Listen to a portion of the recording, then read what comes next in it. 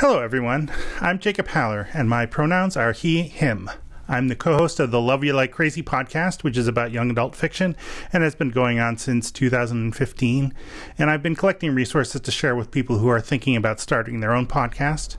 So I recently decided to try to talk to some independent podcasters I admire about their experiences and what they've learned.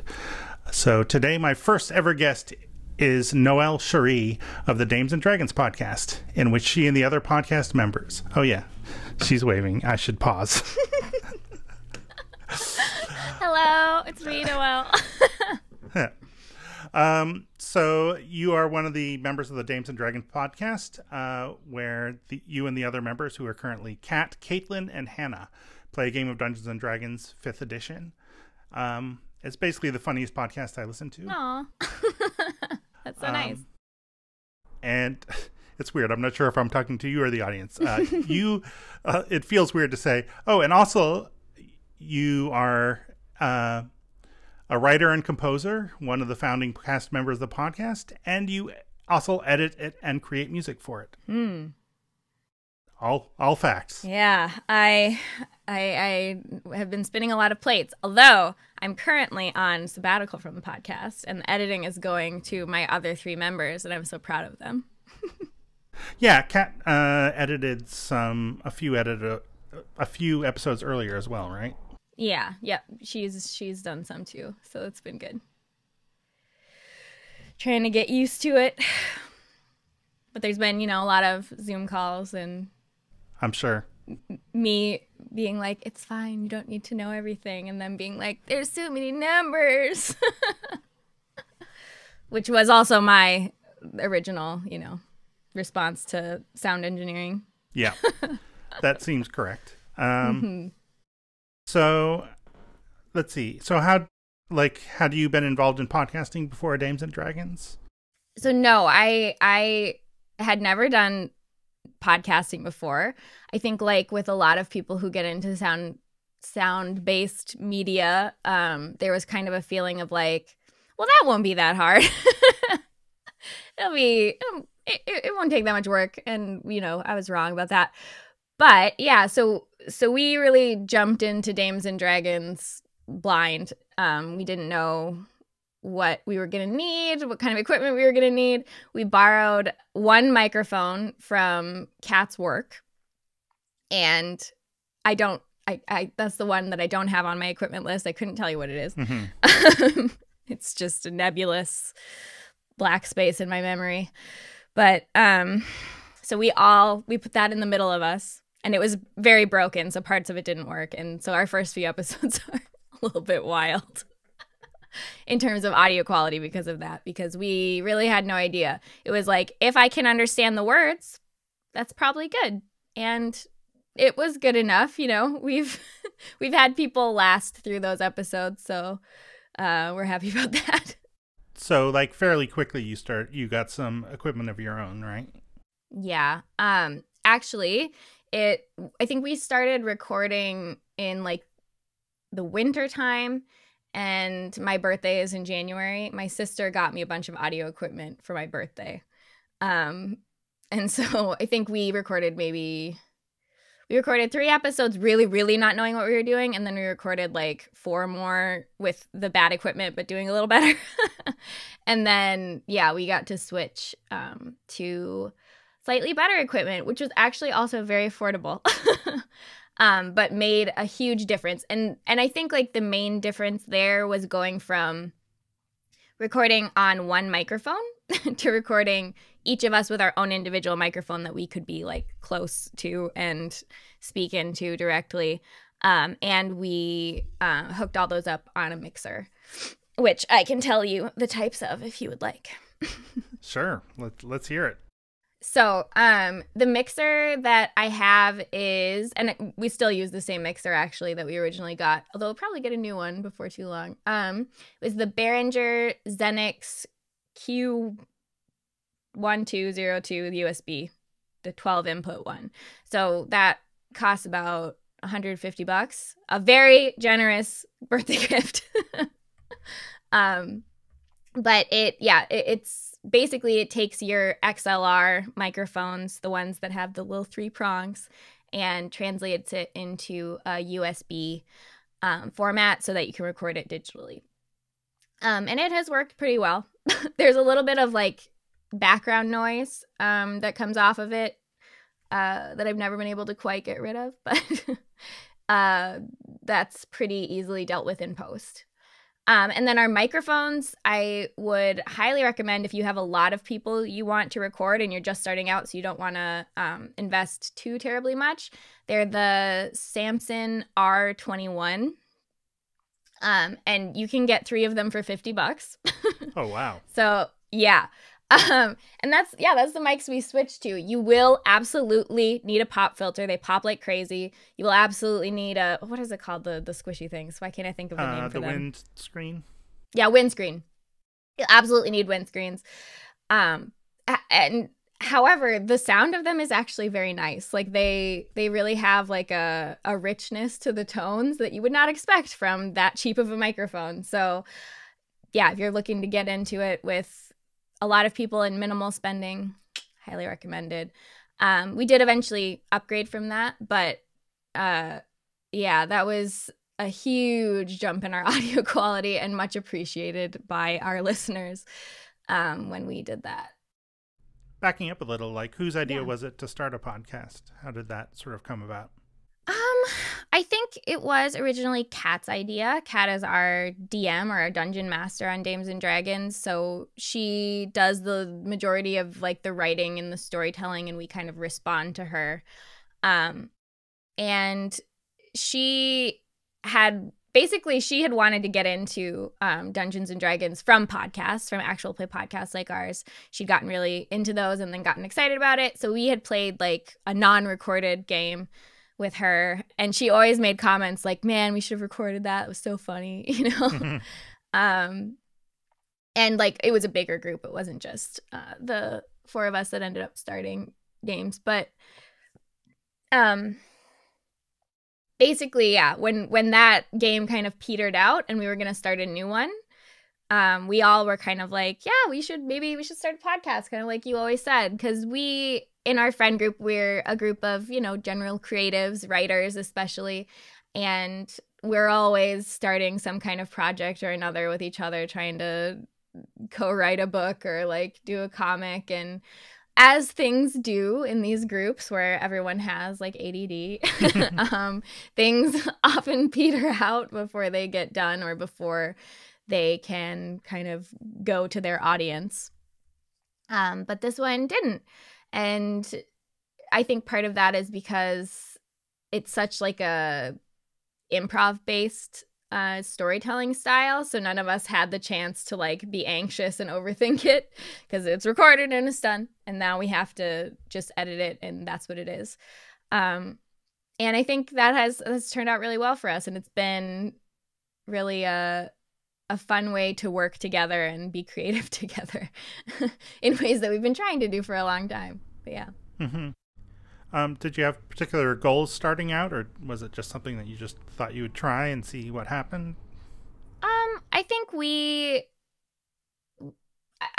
the main, and probably this is true for a lot of actual plays, the main podcast that we were kind of looking at and being like, wow, it'd be cool to be like them, was the Adventure Zone by the McElroy family.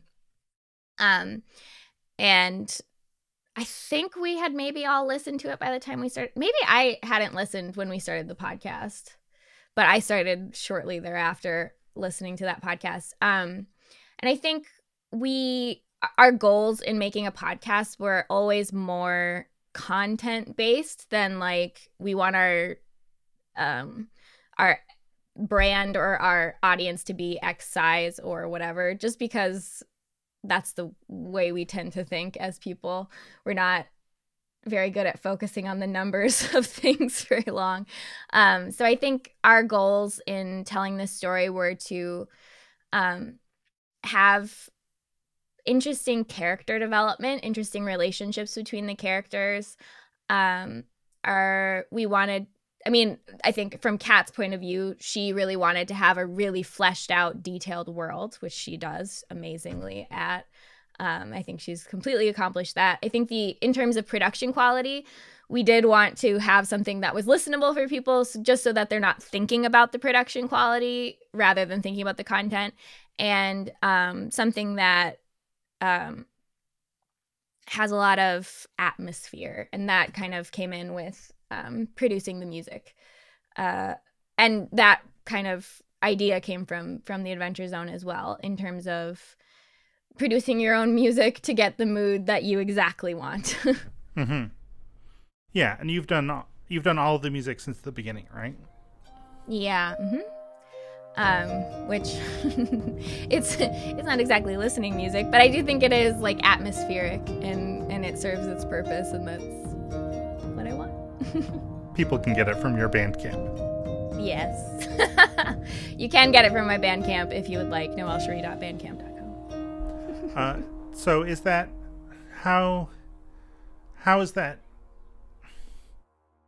I'm like, how do you do that in terms of kind of other music that you've written or composed? Like how is it different? How is it similar? Yeah, I guess so. I was asking that question. I realized I wasn't exactly sure what I was asking, but yeah, I think that's right. It's so, I guess like what I would say is part of, actually, you know what, this is giving me a brain blast to the past. Part of the reason we started a podcast is because it's this keyboard right here. I dug out my old keyboard that my mom had bought me 20 years ago. Well, not 20, but like almost 10 years ago.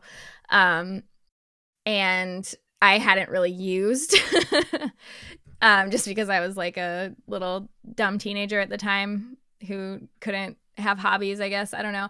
Anyway, so I pulled it out from under my bed, I cleaned it off, and I started to use it. And I was like, oh, wow, like it's actually really fun to write these little synth tunes, and it's not as much work as I thought it would be. So part of the reason we started a podcast is because I was like, hey, I got the music. If we ever want to start it, it kind of all came together at a similar time. And so, yeah, I prior to getting out that thing, I played piano, and I had always kind of like made up my own tunes and my own music, but it's always been since the beginning that I write my piano music really just by like playing. Like I kind of improvise it out, and then before I recorded it with that, which is why my mom got that for me, it would just be gone, you know. It was gone into the ether. It was a one-time thing, which is kind of fun, and I still do that. But yeah, I'd either do that on the piano, or I would write like singer-songwriter type like lyric songs with my guitar. And so getting into Dames and Dragons music was the first time that I'd ever tried to like produce things to actually like sound, I won't say professional, but to sound a little higher quality than just like I recorded this on my phone with, you know, my 4 chords and my little voice. So my process is extremely different, I guess is what I would say. Because other music I do is a very different type of music, and it's also serving a very different type of purpose because it's kind of becoming whatever it wants to be. Whereas when I write for Dames and Dragons, I'm thinking I need to write a fight song. We don't have enough fight songs. They've heard them too many times. I need to write a fight song. And so then I try to evoke that mood in whatever way I can. Mm-hmm.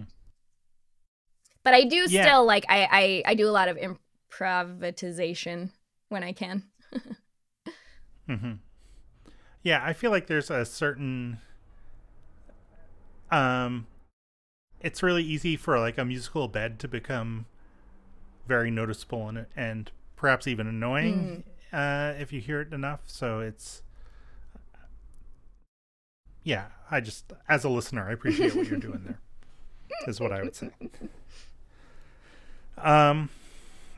Speaking of, I mean, well, I guess not really speaking of it, but in terms of like art and icons for the show, where did that come from? Basically, again, we had members of the podcast who already worked on that sort of thing. We all met at an art school, so we've all got our little stuff. So Sophia, one of the founding members of the podcast, did the majority of it, and she's incredibly talented. And so we're so lucky that we still get to use that stuff. But I think, like, I guess it is kind of an investment to commission an artist to do something, but I think it's an investment that's absolutely worth it. So if you don't have an artist in your own milieu, I would suggest asking, like, or commissioning somebody, paying them to make you some art. And what's been really useful for us, in terms of just continuing on, Sophia hasn't made any new art in a long time, but we've gotten a lot of use out of the art she did make, because what we had an album cover, like our actual podcast icon. We have a banner, which coordinates, and we have like several smaller icons, like that are related to the stuff in the podcast. So we have, in our case, we have a wolf, a deer, and a crow. And I think Hannah made a beetle. I don't know what happened to that. I should ask them. Because I don't know what happened to it. It needs to go up on the website. Anyway. But we have enough stuff that we can kind of change it up and use it in different ways and get a lot of use out of these things that are coordinated to look good together. And so we have our website decked out with that kind of stuff. We have that on all of our social media pages, on our Patreon. And for us, it was really nice to have a cohesive color palette through that too. That is very simple. It's just like different pinks and grays, but I think it makes our stuff kind of stand out. The other thing is, when you're thinking about the kind of art you want to do, or at least what we did, is we're thinking about the kind of audience we wanted to attract. And in particular, we were thinking about the kind of audience we wanted to ward away. So, like, we as a group of podcasters are not particularly, I don't know, I mean, we're not even all ladies, but we're not particularly girly girl people who feel like very tied to the color pink in its cultural sense. But we did want anybody who wouldn't want to listen to a podcast with all this like pink, like stereotypically girly iconography to not listen. So that has actually, I think, worked out very well for us, because our experience online has been amazingly good in a community that's not always true for. So, I mean, you don't have to think in those terms necessarily, but do think about, like, what kind of audience member am I trying to attract, and like, what are they going to want to see? Like, what are they going to see and immediately go, oh, that looks interesting. So you're a member of the Don't Split the Podcast Network. Mm-hmm. Which I guess you know Rudy Basso, right? Yeah. You knew that? You knew him before? No. Oh. We got to know him and James as a result of joining the network, actually. Okay. Yeah. So how did that... So, well, I mean, here's the thing. I guess you'd have to ask them, but as far as I know, I think they, and I think especially Rudy, were at the time they were trying, I mean, they still are adding new podcasts to the network on occasion, but especially when they were starting up, because we joined like shortly after they became a thing, basically. They were looking for basically podcasts that didn't have a huge following yet, because they were a small network that, you know, couldn't like offer a following necessarily. But something that they thought was really high quality and that they thought could really gain an audience. And also, I think they were looking for voices that were underrepresented in particularly tabletop gaming, because it's a tabletop gaming based network. So they were looking for like women, people of color, queer people to give a platform to and to give resources to. And I guess Dames and Dragons fit the bill. So they I think they sent us a couple Facebook messages that we missed because we don't check our Facebook messages as much as we should. And then eventually we saw them, and yeah, we got to join the network, and it has been very rewarding, especially in terms of like all the different people we've gotten to meet in the community. James like has worked with Wizards of the Coast, and Rudy is such like a friendly person who kind of makes connections wherever he goes, and has been like a wonderful friend to all of us. Not that James hasn't, but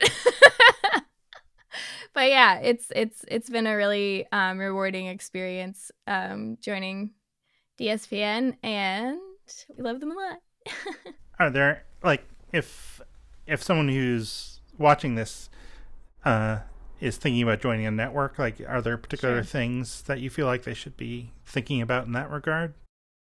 I don't know. I mean, I think it's like with anything, it really depends what you're looking for, I guess. I think for us, at the time we joined DSPN, we were looking for connections in the industry, which we got.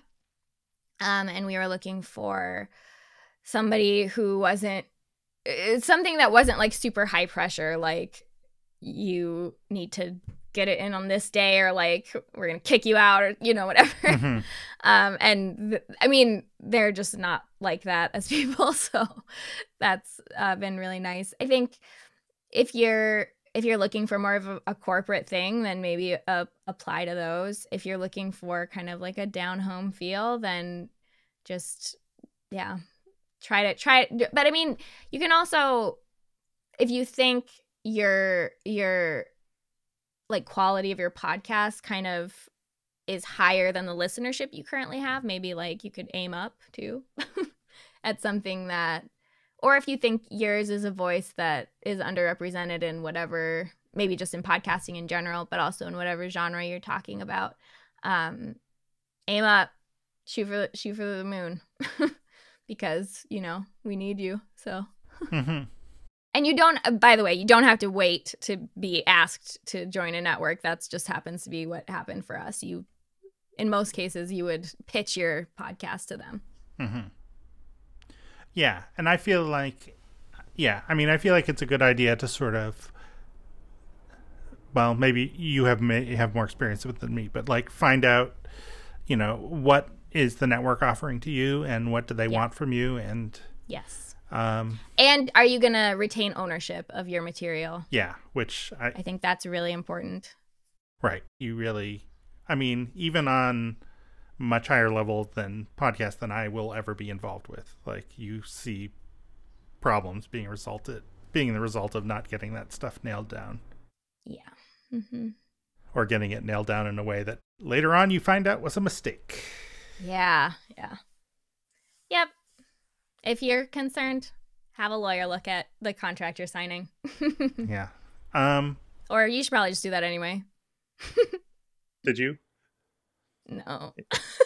Me either. Ours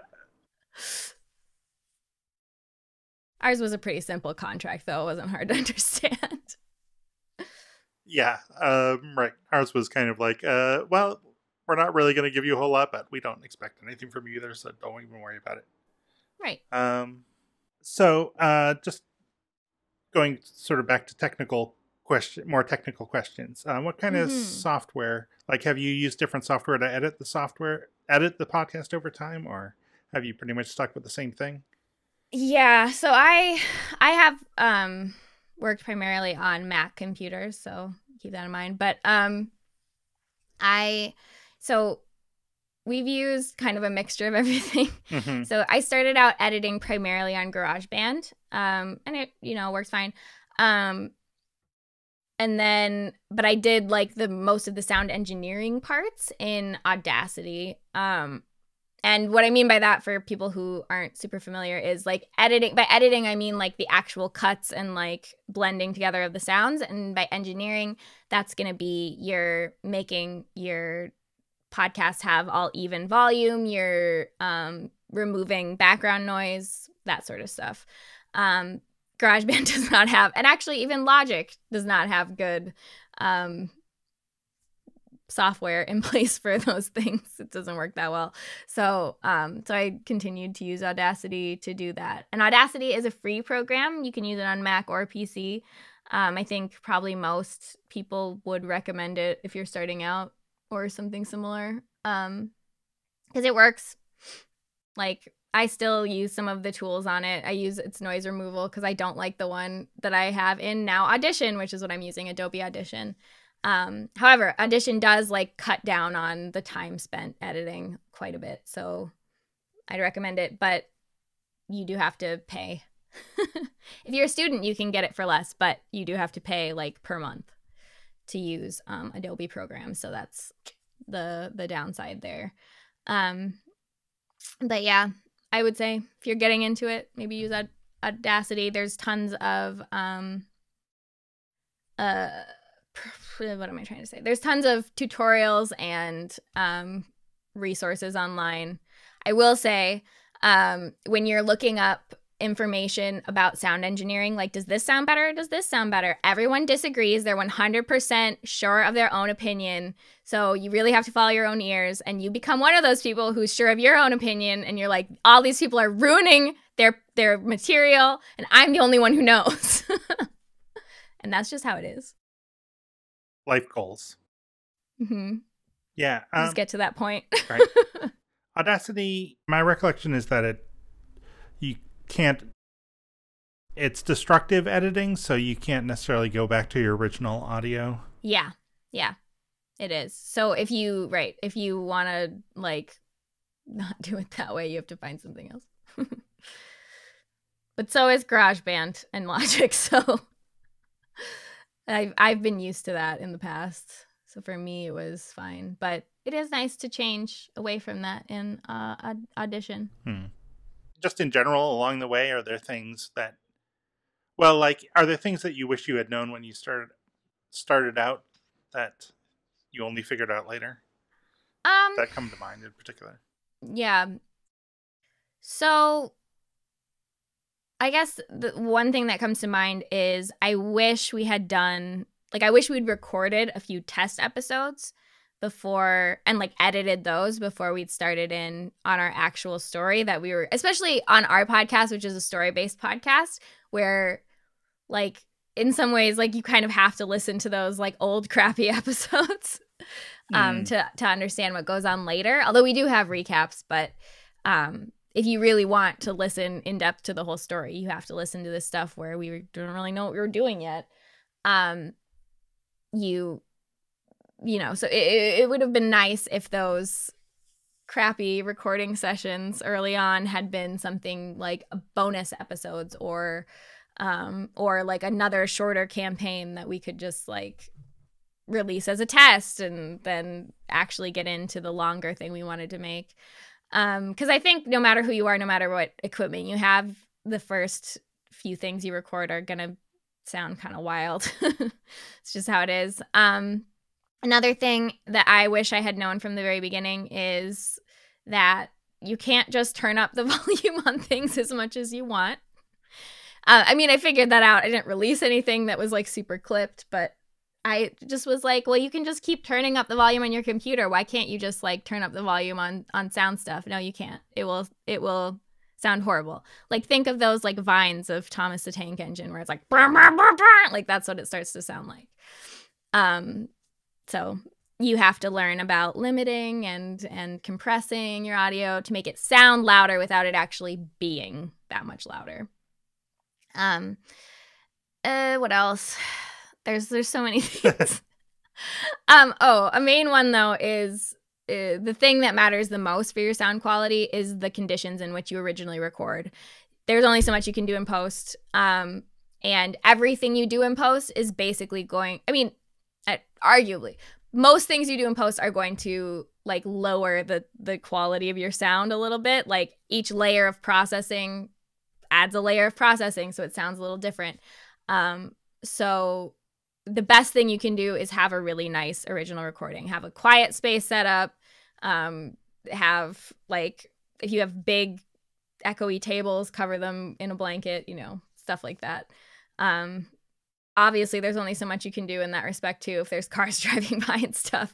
But if you're really aiming to have like the best audio quality, you want to have like a quiet environment. And that is kind of the most important thing. Yeah. And I feel like, not a lot of reflective surfaces, or else it can get kind of echoey. Like, you know, you're in a room with a lot of books, I see. That's like a good strat. It's a pro strat. Yes. Yeah, you can open your closet. Apparently that helps. Yeah. So I remember, like, when I was, you know, because I also had my own podcast at the time, and I still do. I don't know why I'm putting it like that. But so I would be, like, listening to the episodes, and I'm like, so do they...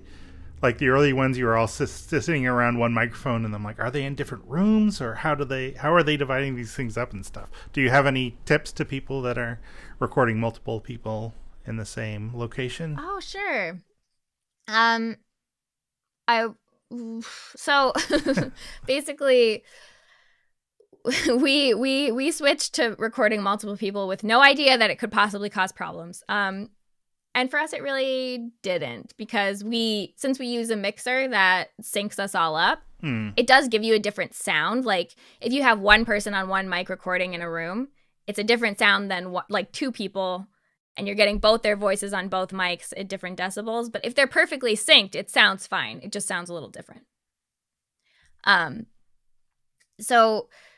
But when we've done like, we have some mics that were USB and ATR, and we did like the USB thing where we're each recording our own track, like in the software, which when we use our mixer, it's giving us one track that has all of us on it, which has its pros and cons. But when we've recorded each individually having our own track, the syncing becomes kind of a problem, because it's just hard for the computer to process that much, I guess. So it's recording different things at different speeds, and so things get kind of weird, and then they sound echoey because this person's recording your voice at a different speed than you're recording your own voice, so you get just strange sounds. But we managed to work it out okay. But yeah, I would say if you have a mixer that works and you're okay with having your one track and not talking over each other a whole bunch, you'll be fine recording in one room. For the improv that we do in D&D, we much prefer to be all in one room so we can see each other and like read each other's body language and like have a group energy that is physically in the room. It does feel a lot different recording remotely because, you know, it's just not quite the same, you know? Right. Yeah. It's not. Yeah. The dynamic is a little different. There's always a little bit of delay in there. Right. And you can edit that out in post, but the feeling of it when you're recording is not the same, and I think that comes across sometimes. I feel like in these days, like when so many more people have experienced Zoom meetings with people who don't necessarily have the best internet connections, like more people are aware of how That's true. people talk over each other accidentally. Yeah. And, Yeah, it's true. And yeah, since the pandemic, we have all been recording remotely. And so also that means that we don't all have the same equipment at the moment. Because I'm using the mixer, and I currently have this microphone. So this is our most upgraded one, which is the RØDE Procaster, which I like pretty well. It's like, oh, that's the other thing with this is something I wish I knew. With all microphones, they don't always sound better or worse initially. Like you can't always tell. They just sound different. So you need time to get used to new microphones. But anyway, but yeah, we're using, or we have all been using these in here because this is where we actually all record in this room when we're together. But now I just have this one, and since these only have the big cords, the big ATR. The others have to use their old mics, which have a USB jack on them as well, which are, let's see, I don't think they sell them anymore, but like the closest thing I could find, they're Audio-Technica, and they're the closest one I could find is the AT2005 USB, because it has, yeah, a USB option and an ATR option, or XLR option, I mean. It's, so whatever, so they're all using those, and so I sound way different than what they sound like, and different mics kind of require different treatment in post as well. So that's been a little bit of a struggle, is that we have to, or whoever is editing has to figure that out, or not figure it out and just have it sound a little strange. And a lot of people who are recording podcasts, it's going to be with people who have all gotten different mics. So sometimes making them each sound the best doesn't make them all sound the same. And then there can be some strange. Anyway, making everybody sound good takes different requirements for different voices and for different microphones sometimes. So just be patient. Mm-hmm. That's the biggest sound editing lesson. And you will learn it whether you want to or not. Be patient. Do people write in about that stuff, or is that? I kind of expected they would more, but they don't, for the most part. I mean, when something sounds like pretty bad, we usually like make a note of it in the episode, or at least I do, because it's like, I don't know. I mean, I can't overstate when you are the person editing, and especially when it's like this, you know, hour-long thing, and somebody sounds horrible for whatever reason, you're just tortured by it, because it's like all you can like think about for all this time you spend editing. So then you assume that it's going to bother everyone else as much as it bothers you, and oftentimes it does not bother everyone as much as it bothers you. But yeah, usually when we have a thing, I just say, hey, like somebody's audio got a little weird on this one, and then nobody cares or says anything about it. So yeah. So how long does it take you to edit something? Like if you have an hour of audio, how long does that take to edit roughly? So for Dames and Dragons, I will say, like for an actual play podcast where you're playing D&D or some other tabletop, it's going to take you way longer than like a different type of podcast where you're having a conversation, or where you're reading from a script or reading from notes, just because there's so many pauses, there's so many asides, there's so many, well, what's this rule, and I don't know, it's this, and so many, I threw my dice and it fell off the table things, you know, that you have to edit out. So it takes longer. But I would say I probably, let's see, I would probably get like a 50-minute episode if we recorded for like an hour and a half, or well, that's like if that's the best end of things. If we recorded and we were going slow, or we did like fights take a lot longer when you're doing a fight in D&D, then it could be like the last episode I edited before my sabbatical, we had 6 hours of recording because it was like all battle, and it was a big one. And then I think the actual episode ended up being like 2.5 hours. So, which is really long. Our episodes are not usually that long. But I would say I probably spend roughly like an hour for 10 minutes. Less, well, maybe not even that much less, but that might be optimistic, but about an hour for 10 minutes. It's a lot. But I'm also kind of neurotic about editing, so people who don't want as much, or who don't need as much, like everything's moving quickly and like we're moving on to the next thing, type of feeling to their show, might not have to spend that much time. You know, for whatever reason, we don't get that many mouth noises. There are some, but like, I don't know if it's just that we're bad at like being close to our microphones or what. We don't have as much problem with that. But I will say sometimes like when you're doing post editing, like when you're doing like noise reduction, when you're limiting and compressing things to make everything the same volume, breaths and mouth noises get like so much worse from that sometimes. Like they weren't anything to edit out before, but now they are because they're so loud and like harsh and annoying. But I guess I edit out a lot of less than I used to, but I still do. And I also edit out if somebody has like vocal tics, which we all do. And I edit out a lot of pauses. I tend to pause between when I'm talking, especially when we're playing and I'm trying to think of what I'm going to do next. I tend to pause between every word and like think about like finish your sentence, finish your sentence, finish your sentence. It's really bad. It's horrible to edit. But it is what it is. So yeah, I edit out a lot of pauses, a lot of ums.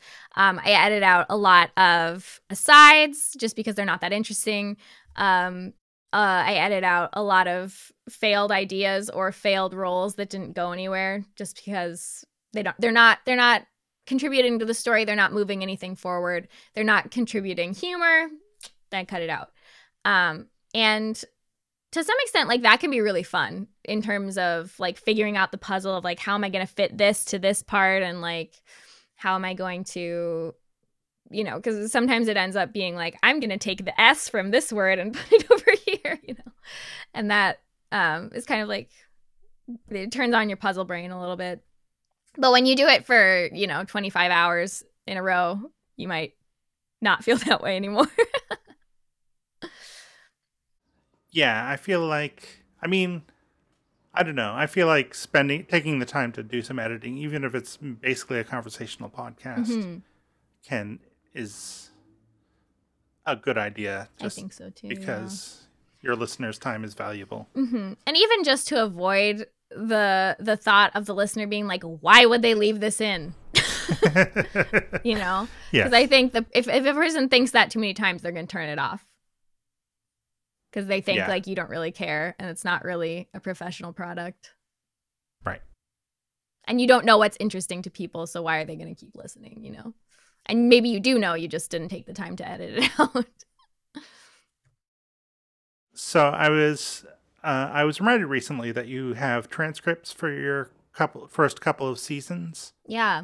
So I don't know if there's anything there that is worth talking about particularly, but it's mostly been fan driven, which we really, really appreciate. We've kind of been thinking about maybe having like paying someone to do it too.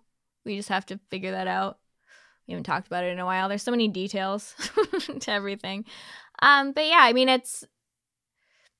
if you have the funds to do it, I think it's a good idea. And especially for our podcast where, you know, we have a character who communicates primarily, well, actually only through sign language. I think it's a good thing to have, but it does take a super, super long time. It's a very time consuming thing for somebody to do. So I think the cost of it is fairly high. But if people are passionate about your work, some people like to do that. And especially like if they want to reference what has been said previously in the podcast for, I don't know, like a fanfic or just their theories or whatever, it's nice to have like a written version that they can, you know, Control F through to find the information. So, yeah. As you said, like transcripts are useful for people who are not totally deaf. Like you can have partial hearing loss. You could have like a cognitive thing that makes it difficult to make out words when there's background sounds or whatever. Or even just, processing auditorily is not easy for everybody. Yeah. Well, we do have some transcripts. We do want to have more.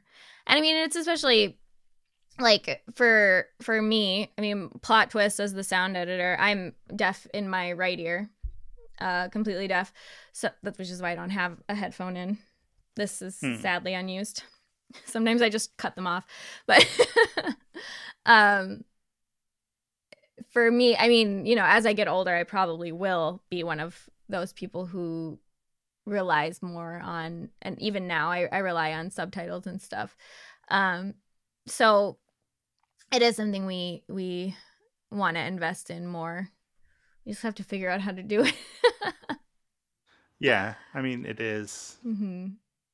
Because I mean, partially it's hard to figure out the legal side of paying people to do things for you that are not part of your business.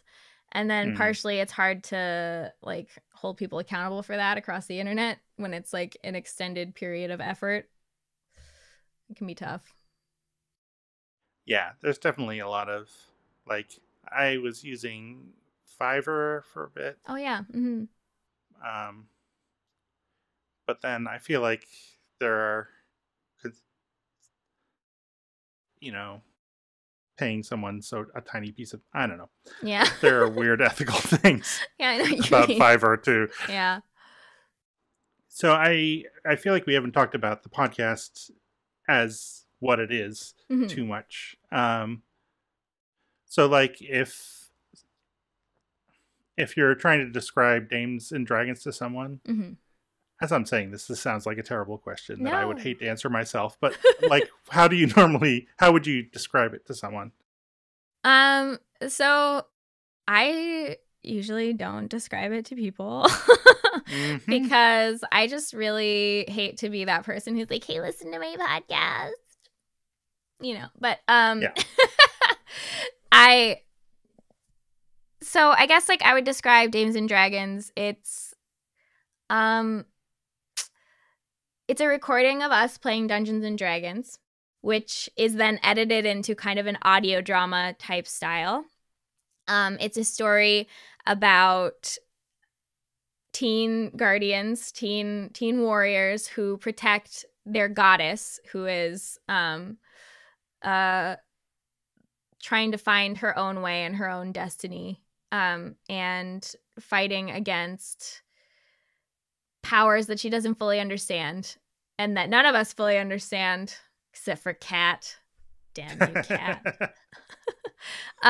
From destroying the world as they know it or destroying the world as they know it again, as the case may be. And I would also say there's a lot of shenanigans and jokes and screaming laughter along the way because it is made by a group of close friends who all enjoy making wild jokes, or I should say can't stop themselves, including myself, from making wild jokes and doing crazy stuff along the way. So yeah, it's a comedy adventure.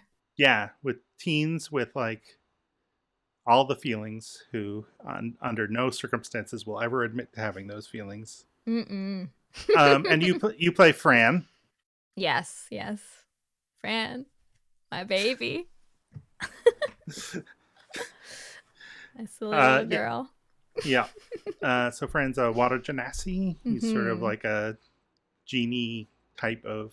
Yeah, like I think like the way that the D&D lore describes it is it's like it like I think it maybe is supposed to be like, pronounced like genocide or something, but it's like it's something to do with, I don't know. I pronounce it genasi. But it's related to jinn and genies, but really how they describe it is you're like descended partially from an elemental. So in the case of a water genasi, descended partially from a water elemental and then like kind of became their own species of people. So yeah, she has water hair and she does some beautiful hairstyles with it. Yes, and you came up with the catchphrase, right? That's on these. Oh yeah, mugs. I roll to fall in love. Yeah, I can't remember how I thought of that, but I just thought it'd be funny. I hope this episode helped you learn a thing or two about this super fun game we all love to play. If you'd like to hear more of us playing D&D, please check out our actual play podcast, Dames and Dragons, in which we fight monsters, throw parties, unravel mysteries, and maybe even fall in love. Maybe not. But yeah, because Fran she rolls to fall in love with anybody she meets who does anything even remotely charismatic or cool or interesting. and then operates from how she rolls. And yeah, that was especially interesting at the beginning of the podcast because like I was fully prepared to like roll a natural 20 for like Leica or Corbin. Right. And then didn't. So I was like, okay. But yeah. Yeah. It's been an interesting thing to navigate as a little stupid teen. Fran does not like to show her emotions, but she has no choice. Yeah.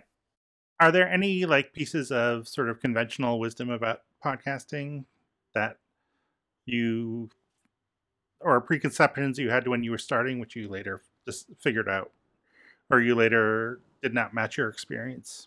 I mean, I kind of alluded to it earlier, but I think the main thing that I've learned about podcasting is it's a lot more time consuming and a lot more in depth, like detail wise than I thought it would be. Just because like, you know, you that's like the millennial thing. Well, my friend and I started a podcast, you know. You kind of hear about it like it's not that hard, and it's kind of hard. Yeah. There's just more of a workload to it than I thought there would be. I feel like every so often in, you know, some national publication or other, there's some story where like someone was like, so me and my friend just started, you know, we just we didn't really plan it out or anything. We started putting out, but we never found any listeners for some reason, and we don't do it anymore. And funny that. And all of the podcasters on the internet are just filled with a rage for like a week and won't talk about anything else. Yeah. Well, there's also sometimes there's things that are like, are you an influencer? Start a podcast. It's easy and fast and a great way to make money. And it's like, oh, it's not easy and fast or a great way to make money. What are you talking about? I guess it would be different though if you had an editor you were hiring and a huge audience already, but yeah, I think having a huge audience already is is one of the secret ways to have a huge audience in your podcast also. Ah, yes. Yeah. So, but I think even so, there's a lot of podcasts that peter out from people who should have had a huge audience just because they don't really go into it with an idea of what they want to say or what they want to do. Yeah. So some people kind of approach it like an Instagram live where they're like, well, how are you feeling today? Is there anything else that you feel like you want to tell the podcast babies out there? Good luck. Good luck. That's a good. You can do it. Just stick with it. Even if your first episode sucks, that doesn't mean that you suck. It just means you've just started. That's super good. I like that a lot. So thank you so much. So if people want to find more of your work in particular, or that of the Dames and Dragons, why did I say the Dames and Dragons? Who knows? It's a mystery. Why am I asking you? Anyway, if people want to hear more of your work or that of the podcast as a whole, what should they do? Well, you can go to damesanddragons.com to check out our podcast or find us at Dragon Dames on Twitter. We post every 2 weeks, pretty much, except for when we're on a tiny break between arcs, which we currently are. But yeah, we'll be back pretty soon, I think in a few weeks. And if you would like to find more of what I am doing, you can go to noelshiri.com or at noelshiri on Twitter. I'm currently working on like a singer-songwriter type album, which will be, I think, very fun. And I'm, you know, any other manner of secret things. I still do work on Dames as well, but not quite as much at the moment. But yeah, I look forward to seeing you. I think the best way to support me right now is to listen to the podcast still, so definitely check that out. Yeah. Well, thank you so much for talking to me, Noel. And, thank you. It was great to do this. Yeah, thank you. Bye. Bye. All right, I'm going to stop recording.